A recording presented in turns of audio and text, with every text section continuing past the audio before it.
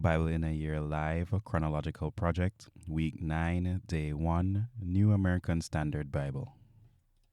Again the Lord spoke to Moses, saying, Speak to the sons of Israel and say to them, When someone makes an explicit vow, he shall be valued according to your assessment of persons belonging to the Lord.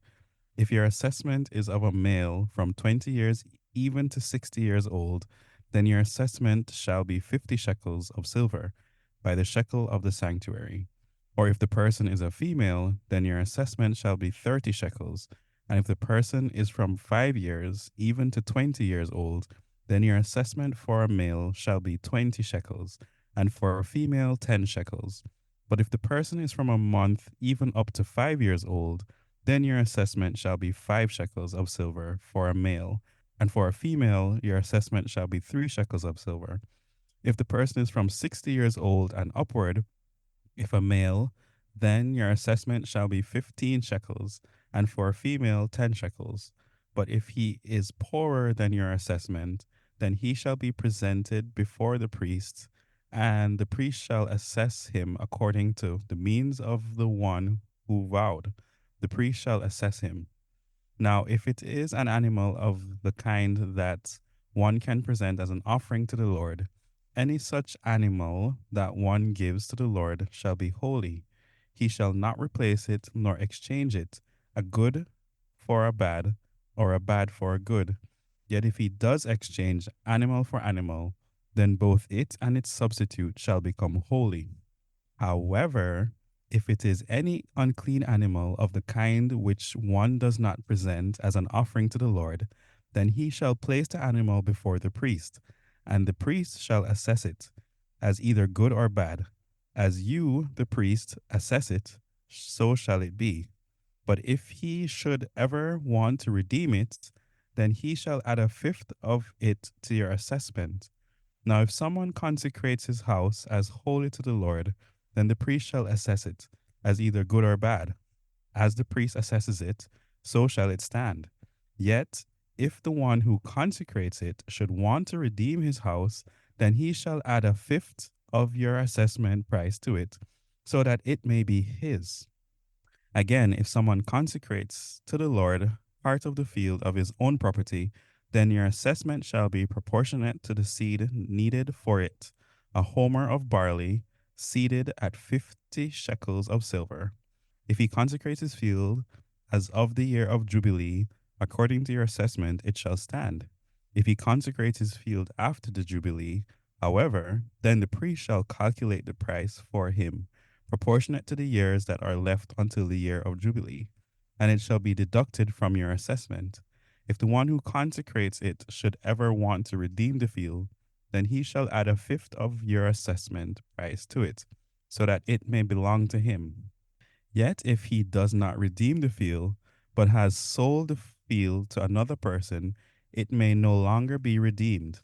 And when it reverts in Jubilee, the field shall be holy to the Lord, like a field banned from secular use.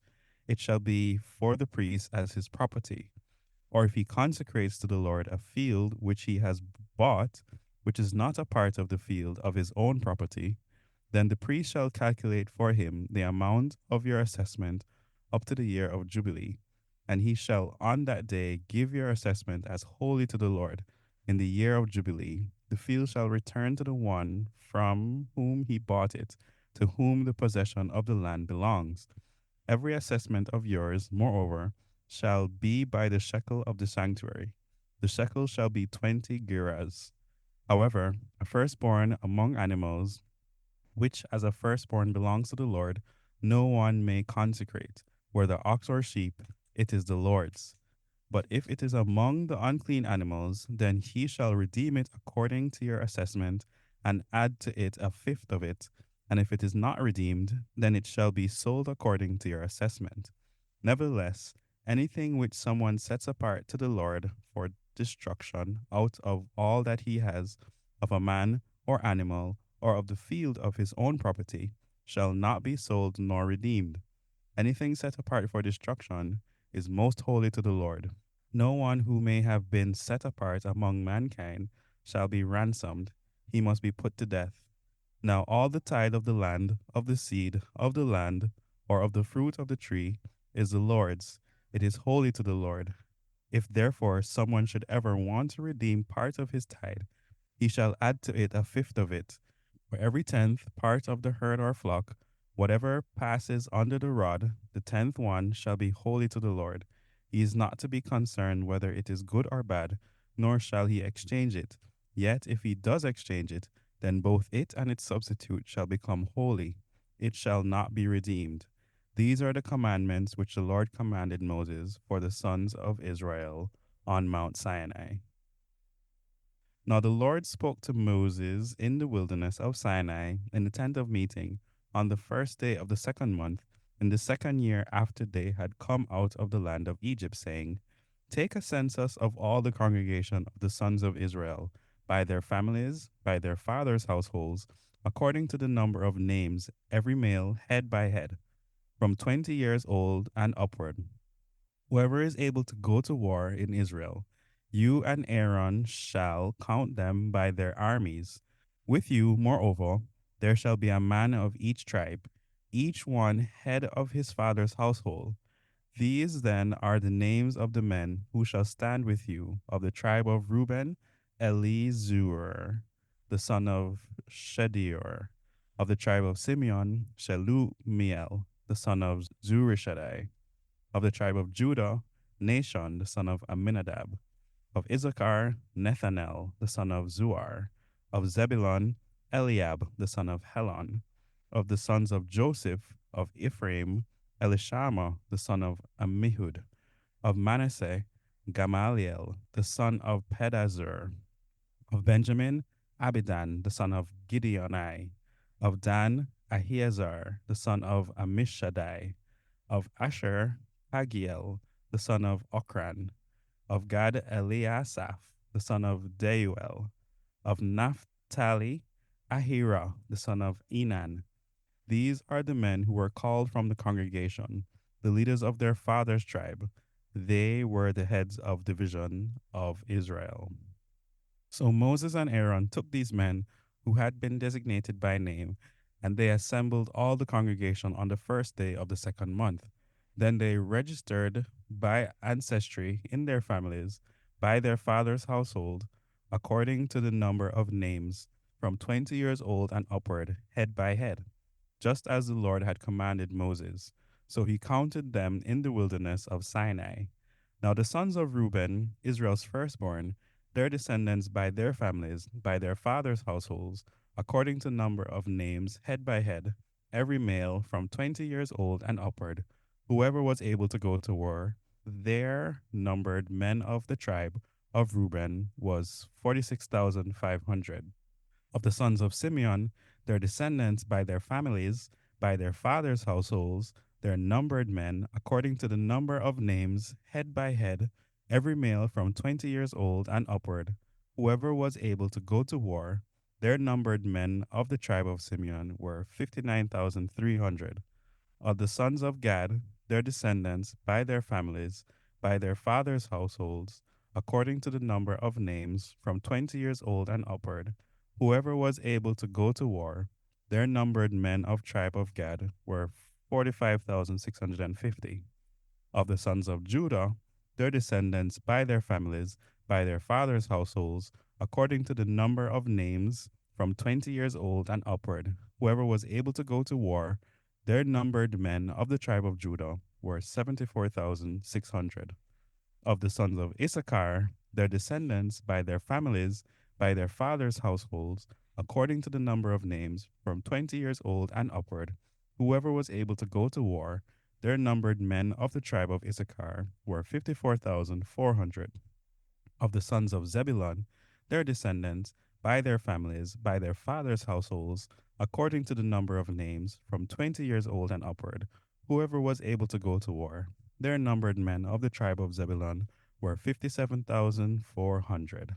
Of the sons of Joseph, namely, of the sons of Ephraim, their descendants, by their families, by their fathers' households, according to the number of names, from 20 years old and upward, whoever was able to go to war, their numbered men of the tribe of Ephraim were 40,500. Of the sons of Manasseh, their descendants by their families, by their fathers' households, according to the number of names, from 20 years old and upward, whoever was able to go to war, their numbered men of the tribe of Manasseh were 32,200. Of the sons of Benjamin, their descendants by their families, by their fathers' households, according to the number of names, from 20 years old and upward, whoever was able to go to war, their numbered men of the tribe of Benjamin were 35,500. Of the sons of Dan, their descendants by their families, by their fathers' households, according to the number of names, from 20 years old and upward, whoever was able to go to war, their numbered men of the tribe of Dan were 62,700. Of the sons of Asher, their descendants by their families, by their fathers' households, according to the number of names, from 20 years old and upward, whoever was able to go to war, their numbered men of the tribe of Asher were 41,500. Of the sons of Naphtali, their descendants by their families, by their fathers' households, according to the number of names, from 20 years old and upward, whoever was able to go to war, their numbered men of the tribe of Naphtali were 53,400. These are the ones who were numbered, whom Moses and Aaron counted, with the leaders of Israel, 12 men, each of whom was of his father's household. So all the numbered men of the sons of Israel, by their father's household, from 20 years old and upward, whoever was able to go to war in Israel, all the numbered men were 603,550. The Levites, however, were not counted among them by their father's tribe. For the Lord had spoken to Moses, saying, Only the tribe of Levi you shall not count, nor shall you take their census among the sons of Israel. And you shall appoint the Levites over the tabernacle of the testimony, and over all its furnishing, and over everything that belongs to it. They shall carry the tabernacle and all its furnishing, and they shall take care of it. They shall also camp around the tabernacle. So when the tabernacle is to move on, the Levite shall take it down, and when the tabernacle encamps, the Levite shall set it up. But the layman who comes near it shall be put to death. So the sons of Israel shall camp, each man by his own camp, and each man by his own flag, according to their armies. But the Levite shall camp around the tabernacle of the testimony, so that there will be no divine wrath against the congregation of the sons of Israel. So the Levites shall be responsible for service to the tabernacle of the testimony. And the sons of Israel did so, in accordance with all that the Lord had commanded Moses. So they did.